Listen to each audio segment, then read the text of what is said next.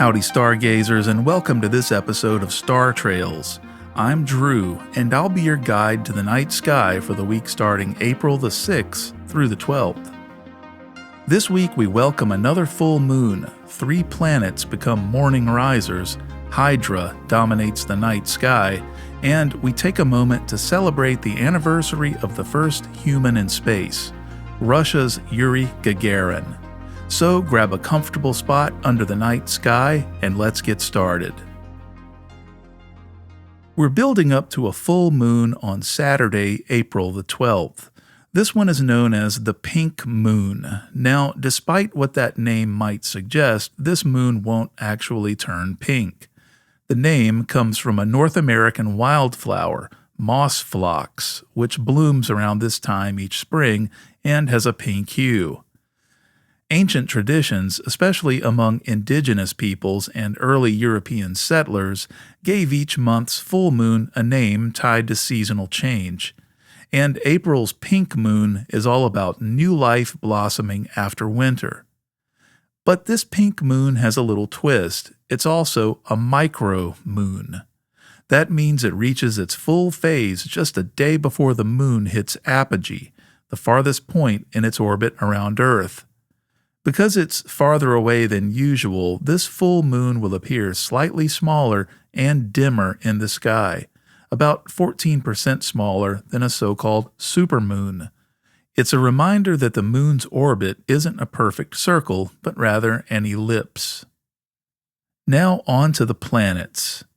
You'll want to grab a cup of coffee for this. In the pre-dawn hours, there's a fascinating gathering happening low in the eastern sky. Venus, Saturn, and Mercury are forming a tight celestial trio. Venus is by far the brightest, shining like a beacon before sunrise. Just nearby are Saturn and Mercury. Now here's the catch. Because they're so close to the horizon and the sun is coming up fast, Mercury and Saturn will be tricky to spot. You'll need an unobstructed view of the eastern horizon. Think open fields or the ocean, and a bit of luck with atmospheric clarity. Binoculars can help, but be sure the sun is fully below the horizon to avoid eye damage. If you catch them, though, it should be a stunning sight. 3 planets clustered less than 10 degrees apart in a small corner of the sky. In the evening, Jupiter and Mars are also making appearances. Jupiter sets before midnight and shines brightly in the west, hanging out in the constellation Taurus. Mars is further east in Gemini, fading a bit now that it's slipping away from Earth, but still visible with its signature reddish glow.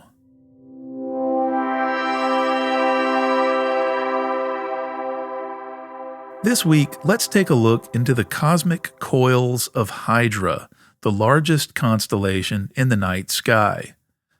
Hydra slithers across the southern sky in April, stretching more than 100 degrees from just below Cancer in the west to Libra in the southeast. It's a massive, winding constellation that can take some effort to trace. In mythology, Hydra was the serpent slain by Hercules as one of his 12 labors. The creature had multiple heads, and when one was cut off, 2 more would grow in its place. Hercules had to burn each neck after decapitation to stop the heads from regenerating. The constellation captures that serpentine nature with a long, meandering line of stars that slinks across the sky. Hydra's brightest star is Alphard, which means the solitary one in Arabic. Alphard sits alone in a relatively dark patch of sky, glowing with an orange hue. It's a giant star, more than 50 times the size of our Sun, and about 177 light-years away.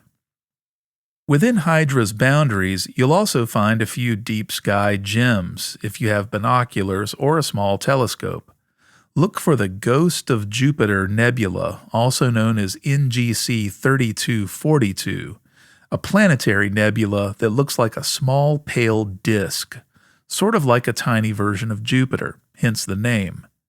There's also the Hydra cluster of galaxies, though that one's best left to larger telescopes under dark skies. Despite its size, Hydra doesn't have many bright stars, which makes it a bit of a challenge. Once you find Alphard, start tracing eastward and let your imagination wind along the serpent's spine.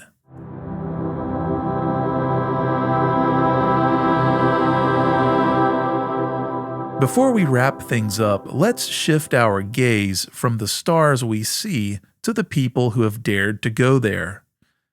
April the 12th marks the 61st anniversary of a moment that changed the course of human history. On this day in 1961, a 27-year-old Soviet pilot named Yuri Gagarin climbed aboard a tiny spherical spacecraft called Vostok 1 and became the first human being to travel into space. It's one of those before and after moments, not just for science or space exploration, but for how we see ourselves as a species. Before Gagarin's flight, space was something distant, something untouchable. After his single orbit around the Earth, we knew it was possible. A human had left the atmosphere and come back. Gagarin's fame took off. He became an international icon, a symbol of hope, curiosity, and the courage it takes to go where no one has gone before. Let's set the scene. The Cold War was in full swing. The space race between the Soviet Union and the United States was accelerating after the launch of Sputnik in 1957, and both nations were pouring resources into developing manned spaceflight.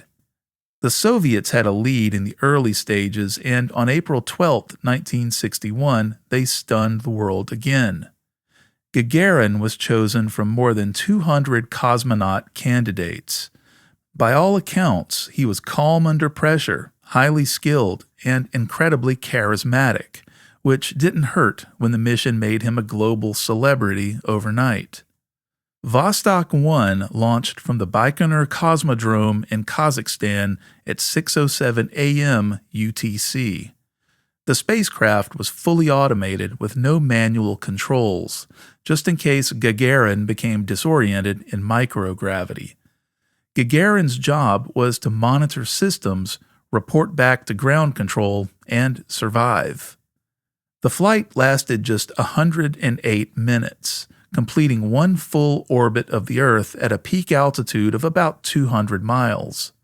Gagarin saw something no human had seen before, the curve of the Earth.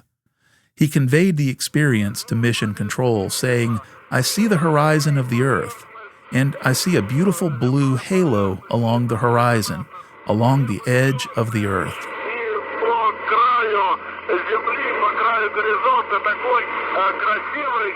For the first time, we had confirmation from someone who had been there, looking down. The re-entry process was just as dramatic.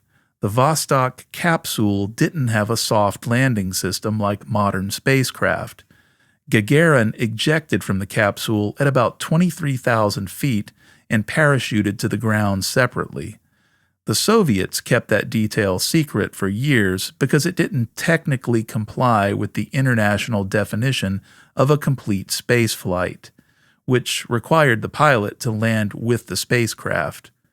But he went to space and made it back, so he earned his wings.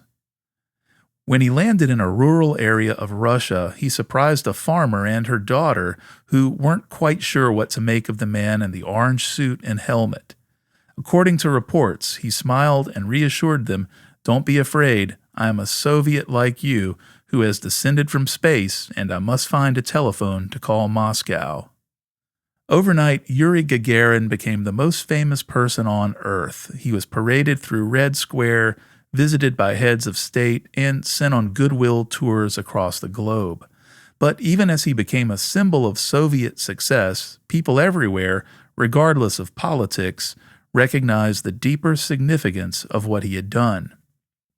He wasn't just the first Soviet in space, he was the first human in space. And for one brief moment, the boundaries between nations faded away and all of humanity had something to cheer for. Tragically, Gagarin's life was cut short. He died in a training jet crash in 1968, just 7 years after his historic flight. But his legacy endures in statues and spacecraft bearing his name and in the hearts of everyone who dreams of the stars.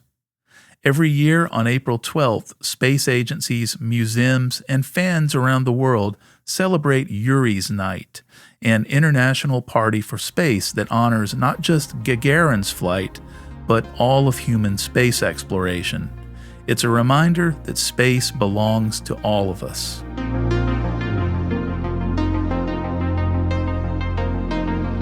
If you found this episode helpful, let me know and feel free to send in your questions and observations. The easiest way to do that is by visiting our website, startrails.show. This is also a great way to share the show with friends. Until next time, keep looking up and exploring the night sky. Clear skies, everyone.